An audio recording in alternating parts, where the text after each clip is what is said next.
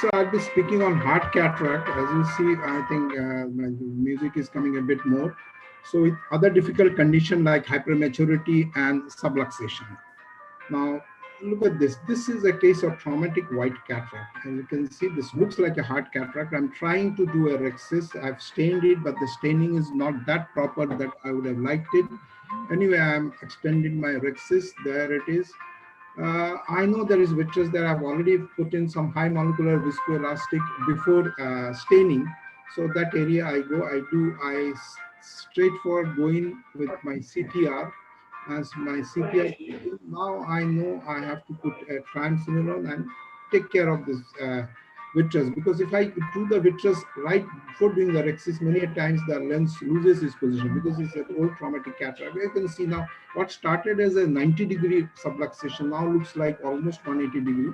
So I put those the iris hooks basically as a capsular hook, and I try to take out those cortex which are there, you can see, and then tangentially move those cortex and take them out. There I've been, and put in a hydrophilic lens. Now once I put this lens, now I have to see whether the lens is central, because it was traumatic. I didn't have an idea earlier to put a support, but right now I see 180 degrees.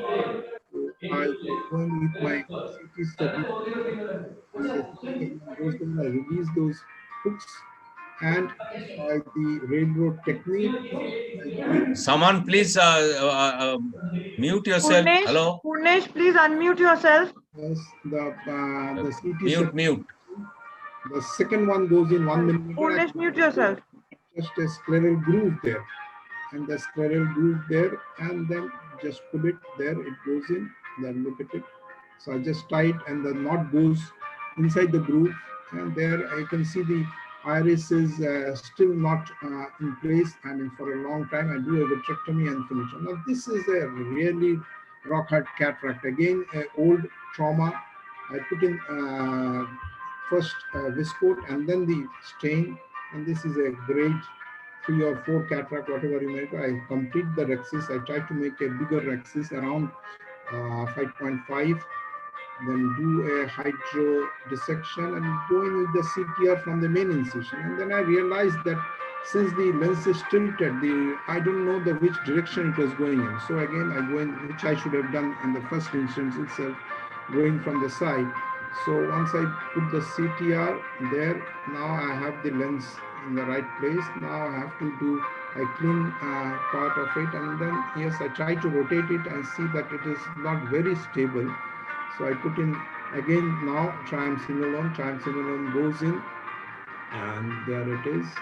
Yes, I continue the vitrectomy from the main incision. Actually, I should be going from the side port, but then these are formed vitreous strands are there. This is not the newly formed vitreous here. I mean, this is a traumatic, almost a bit of fibrotic changes have taken place. So I go in with the iris hooks doubling as capsular hooks. And once I have steadied the lens, well, I decide to go in with my phacoemulsification there. Then I get a bit of rotation. But once I do a central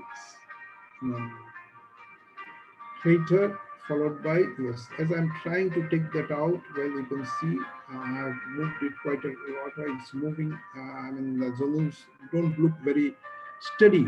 At that time, I start feeling the zonules have become weaker, and then there, as I go forward, and fortunately for me, those nuclear pieces were attached to each other, so there's no chance of that going down. Now, once I've gone halfway, I realize, yes, my zonules have given away this side. My bag is still intact, and the zonules have given away this side. I put in more viscoelastic and continue with my emulsification there. And there I've got it. I can see the zonules have given away there, but still by putting in a lot of visco, because left hand I'm pushing in visco. I mean, this is what Arup has taught us. So once that is there, you can see my zonules have given up and the bag is still intact. So I continue with a bit of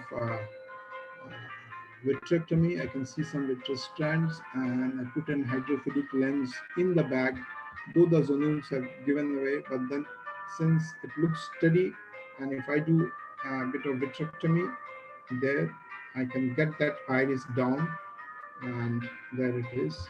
Once I've done with that, leave it like that. I don't do any of scleral, putting it on the tying it in the sclera, or I don't go in because I know the zonal sabbat that almost 3/4 of the bag is there with the rhexis intact. So you can see a little bit. So I just give it up, and the patient is still holding on, and the lens has not gone in. And this is again a traumatic white cataract. I didn't know that there was a zonal adhesion. Still, I started midway in the surgery. I've taken a 1 piece, 2 piece, that there is a zonal adhesion there, and then I realized, well, I have to do something about it. Out the way, so I just push those materials there, put in viscoelastic again. This time going from the same incision, the CTR, and then CTR gets stuck in with a remnant nuclear material, and then I just put in the CTR. I'm not sure whether it's gone in the bag, but anyway, I just continued my emulsification, and then I see there are some vitreous strands which are coming from the other side. I continued my vitrectomy, and then I use my vitrector both as an IA and vitrector combination alternately. And then I see, yes, my CTR has not gone in totally. It is lying over the iris there. So I clean that vitreous strands and then get the CTR back in the bag. And then, yes, continue my IA and put the lens in the sulcus and try to capture it within that rhexis margin. Yes, capture it, and then continue with my vitrectomy. Whatever vitreous strands are there, I just clean it. I cleaned it, gone in behind the lens, yeah, behind the iris. And last but not least, this was a grade 2 or grade 3, whatever. I tried a traumatic subluxation there. Femto definitely helped me in this case. As you can see, I get the rhexis out, do a bit of visco or hydrodissection there. It is holding steady there. I put, and then I put in the capsular hooks. The capsular hooks go in and try to rotate it. Yes, then get the CTR there.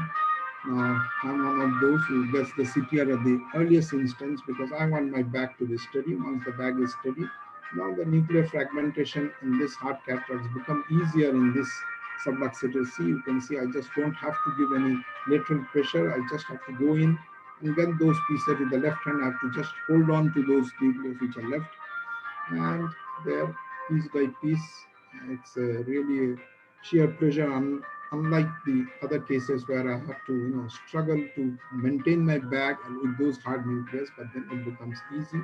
Once I've done that, I realized that the bag is central. There's a little bit of vitreous there, so I get that particle matter, whichever is there from the sides. Yes, there I go with my vitrector.